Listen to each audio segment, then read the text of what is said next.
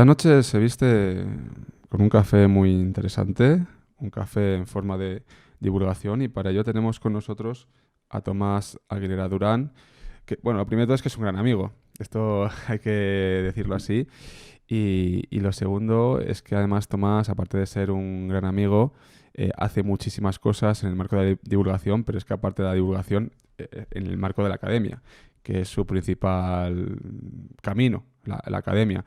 Tomás Aguilera Durán, para quien no le conozca, actualmente es profesor ayudante doctor de la Universidad Autónoma de Madrid, en concreto en la Facultad de Filosofía y Letras. En ese departamento, Tomás, recuérdamelo, sí, recuérdame el departamento porque yo estudié en ese departamento, pero recuérdamelo, buenas noches, Tomás. ¿Cómo es cómo se dice? ¿Cómo es el largo del departamento? Buenas noches, Javi. Buenas Sí, noches. es un departamento con un nombre complicado. Departamento de Historia Antigua, Historia Medieval y Paleografía y Diplomática. Tremendo, ¿eh? Tremendo. Vamos a hablar sobre el café antique, que esto dentro de lo que hace Tomás Aguilera, que son muchísimas cosas, es una de las patas de la divulgación de Tomás, en este caso, ¿no? Has organizado este café antique, vamos a ver el programa también con los amigos, con los oyentes que nos están viendo en directo, y lo primero de todo es cuándo, en qué momento surge esta necesidad de, digámoslo así, hablar de la antigüedad con vínculos en la actualidad en espacios de ocio en nuestra actualidad, que son las cafeterías y los bares. ¿Cuándo surge esta idea? ¿Cómo se gesta esto, Tomás? Bueno, pues la verdad es que es una cosa que a mí me preocupa casi siempre, aunque como bien has dicho, al final ahora mi trabajo es dar clase en la universidad y dedicarme a la investigación, etcétera. Una cosa que siempre me preocupa es, y que por eso también colaboro con el Café de la Lluvia, la necesidad de ir más allá y de que el trabajo que hacemos en la universidad trascienda de las clases y trascienda de los congresos y los círculos especializados y llegue a capas sociales más amplias y llegue a público no especializado que pueda estar interesado por lo que hacemos, ¿no? Y bueno, pues esta idea era algo que tenía en mente desde hacía tiempo, que se basa en el modelo del café científico, que está como bastante consolidado últimamente. Ya está viendo como iniciativas que ahora están ya muy consolidadas, como el Pint of Science, que también está funcionando en Madrid muy bien, y demás, pero bueno, dándole una vuelta y llevándolo a mi terreno o a los temas que me dedico en investigación, que son la visión de la antigüedad o la presencia de la antigüedad clásica en el mundo contemporáneo, ¿no? En la cultura contemporánea, en la política, etcétera. Entonces se me ocurrió esta idea de hacer, bueno, siguiendo ese modelo de café científico, de charlas divulgativas en bares y cafeterías, dedicarlas a un tema específico, que fuera un ciclo que girara en torno a un mismo tema desde diferentes puntos de vista, que tuviera como un hilo conductor, digamos, en torno a este tema. Así que es un ciclo de 7 charlas con 7 especialistas en recepción de la antigüedad desde diferentes puntos de vista. Hay historiadores de la antigüedad, filólogos clásicos, historiadores del arte, pero que se interesan en sus investigaciones de alguna manera con esta idea de la relación entre lo antiguo y lo moderno en el mundo actual. Y bueno, cada uno de ellos va a dar una charla sobre eso, sobre la presencia de la antigüedad en un aspecto del mundo contemporáneo, del mundo actual, con la idea de que además ya no solo sea un tono divulgativo para todos los públicos, para aquellos que no son especialistas, sino que además toque temas de actualidad con los que se pueda enganchar de alguna manera el interés de la gente, que les resulten familiares, reconocibles, que me pueda resultar más interesante. Esa es la idea. Esto va a ocupar el otoño, por así decirlo, ¿verdad? Va a ser, Ujú. básicamente va a ocupar el otoño. Estamos viendo, para la gente también que escuche el podcast en pantalla, el programa. Vamos a abrir el programa, vamos a ver el programa ahora mismo. Estamos viendo, digamos, la portada de este programa. Y vamos a avanzar, si te parece, Tomás, Ujú. porque hay cosas muy... pues fíjate, aquí no tengo el programa y me lo has pasado. Espérate, cosas del directo. No pasa nada. Este es bueno, esto sería la primera, porque aparte Ujú. el primer tema lo iremos al programa, no pasa nada.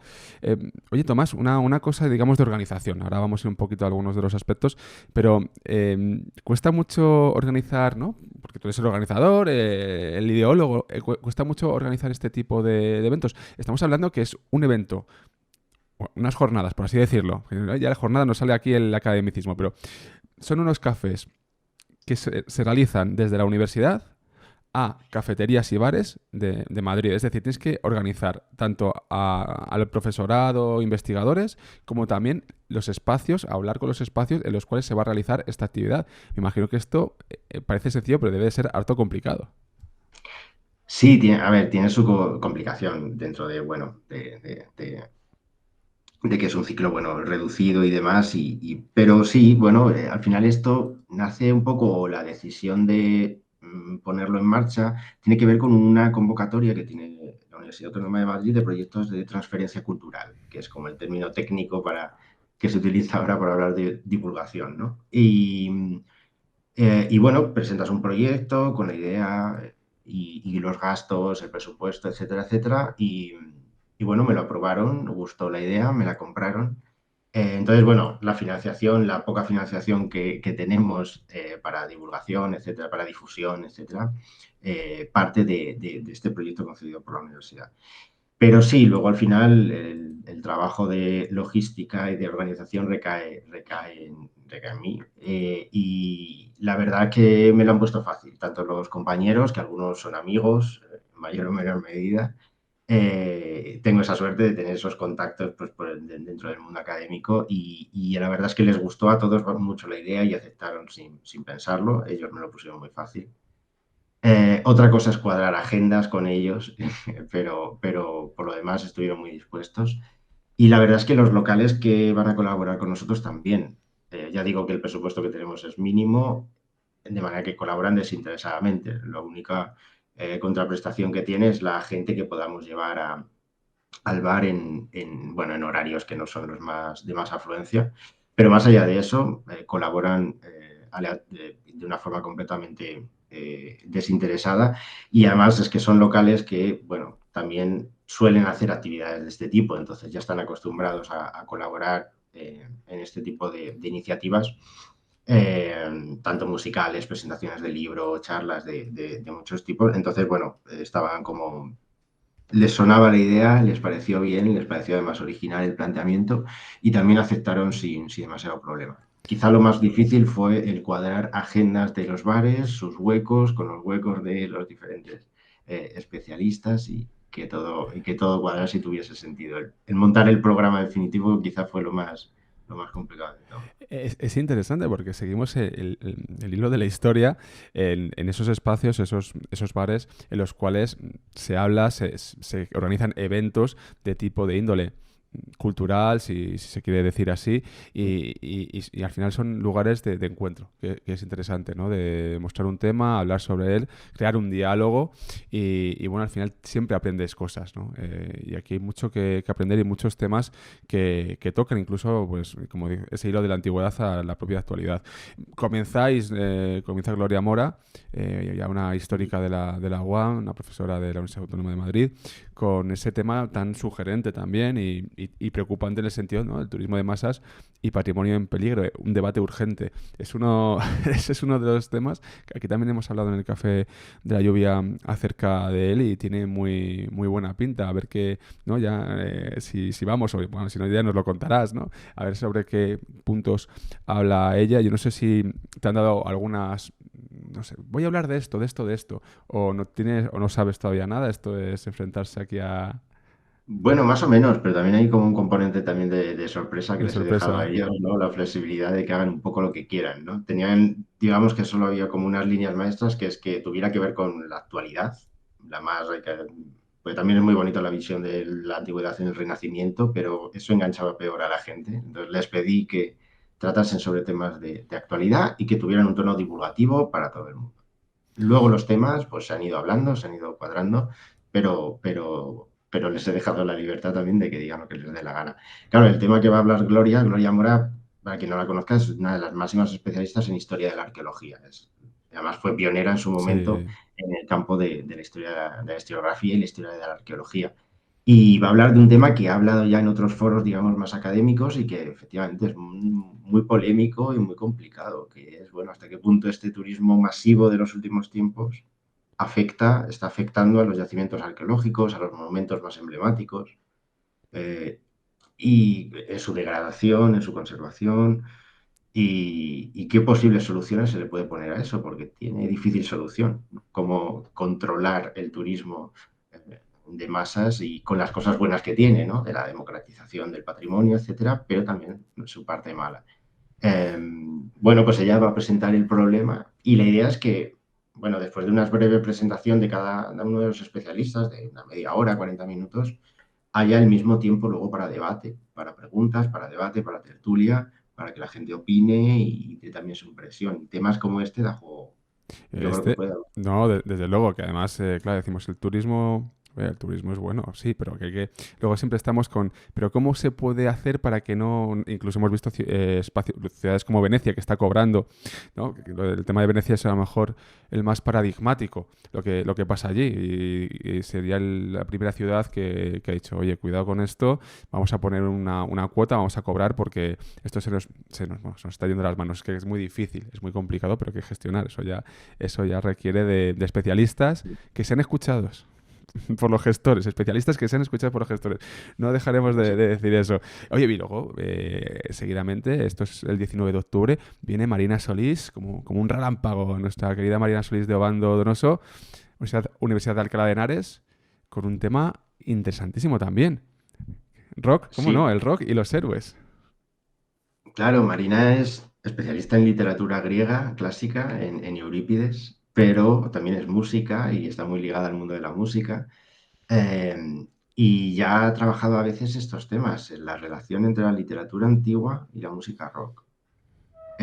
Cómo estructuras literarias, personajes, planteamientos propios de la literatura clásica han impactado en la música y cómo se han reutilizado, reescrito en la música. Un tema que me parece como Sí, sí, sí. Buah, yo es muy que, es atractivo. que madre mía, en el heavy metal hay muchísimas historias de héroes y Vale. bueno, había un disco de Symphony X, de Odyssey, el disco, bueno, es que claro, habla de la Odisea y es tremendo, me estoy acordando y seguro que Marina, algún tema de estos, incluso a lo mejor, como es tan heavy, algo de esto va a traer, o Iron Maiden, por ejemplo, o sea, hay un montón va a ser súper interesante. Y oye, la ley de la atracción y sus orígenes en la antigüedad, que es el siguiente tema de Carlos Sánchez Pérez, es de la UAM, de la casa, ¿no? De la UAM. Bueno, Marina también estuvo en la UAM, si no recuerdo mal. Sí, O sea sí, que al sí. final aquí hay mucho UAM, hay mucho UAM. Sobre la ley de la atracción. Sí, Carlos es filólogo también, pero su especialidad, su tesis doctoral fue acerca de el uso de la antigüedad en movimientos o ideas mágicas, Ah, el hermetismo, etcétera, qué bueno. etcétera. Y le interesan mucho todos esos temas. Y en esta charla va a hablar de la ley de atracción, que es algo que está muy de moda, que es esa idea de, además muy vinculado a los libros de autoayuda, a determinados Vale. movimientos de este tipo, que es esta idea de que si tienes pensamientos positivos puedes atraer cosas buenas porque el universo de alguna manera te va a premiar con aquellos pensamientos positivos o aquella actitud positiva, ¿no? Esta idea, digamos, pseudocientífica, que ahora mismo hay muchos libros que giran en torno a esta teoría, eh, y que dan como son manuales de alguna manera para que te vayan las cosas bien, Sí, ganes sí, mucho sí, sí. dinero, etcétera, Sí, sí. etcétera, solo deseándolo, ¿no?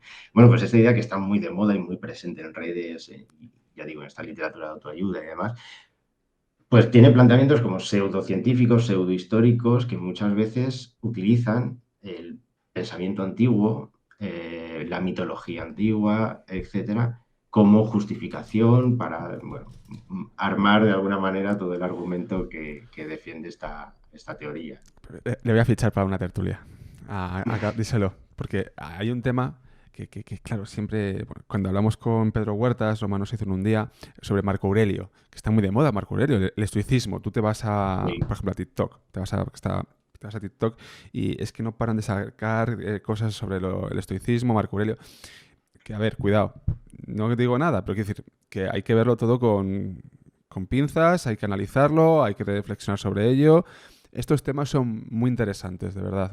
Joder, es que son los tres primeros, bueno, es que son todos, porque he visto todos, y de verdad que son súper interesantes, porque además esa conexión de la antigüedad con la actualidad, ese hilo histórico que recorre y que nos da para hablar de estos temas, porque al final esto es el ser humano, Tomás, es que no hemos cambiado nada. No hemos cambiado nada, solamente un poco más de tecnología y mayor esperanza de vida, por suerte, pero que poco hemos cambiado. Y bueno, Pero eso no nos libre de tonterías, ¿no? no, claro, efectivamente.